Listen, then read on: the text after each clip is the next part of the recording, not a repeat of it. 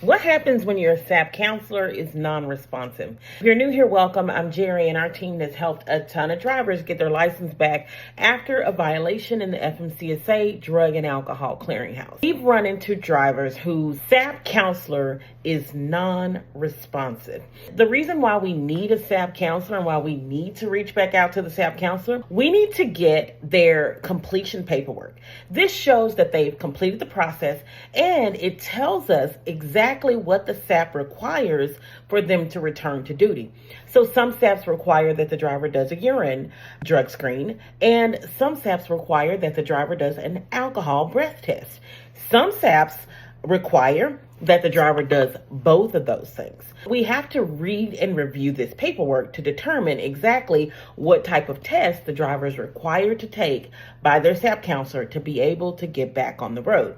The other thing that we require from the SAP counselor, or that we request, if we're going to be handling that driver's follow-up testing plan to move them through the process and ultimately put that check mark in step number 6, we need their follow-up testing plan.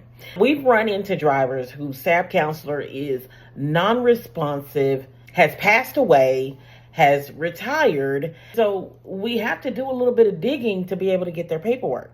Here's some things that we do. One, we ask the driver to support. If we are unable to get the SAP, they're unresponsive, we'll ask the driver to help us. We typically say something along the lines of, hey, we need your paperwork so that we can determine exactly what type of test that you have. You've probably recently talked to your SAP counselor and they know you as the client.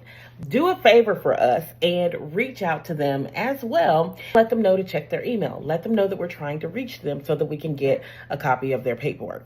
The other thing that we'll do, and I hate doing this, but sometimes I have to, I'll reach out to the SAP counselor on social media, LinkedIn, TikTok, YouTube, if they have one. Most SAP counselors at least have a Facebook or they have a LinkedIn profile.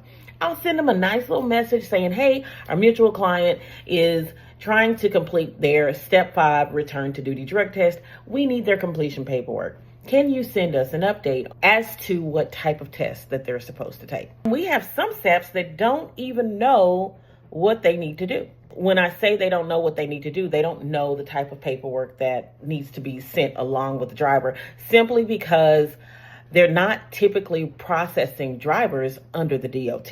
So some SAPs will process individuals who are not truck drivers. So it's not under the DOT because they have marketing out there. They may get a DOT driver that has to be ran through the clearinghouse.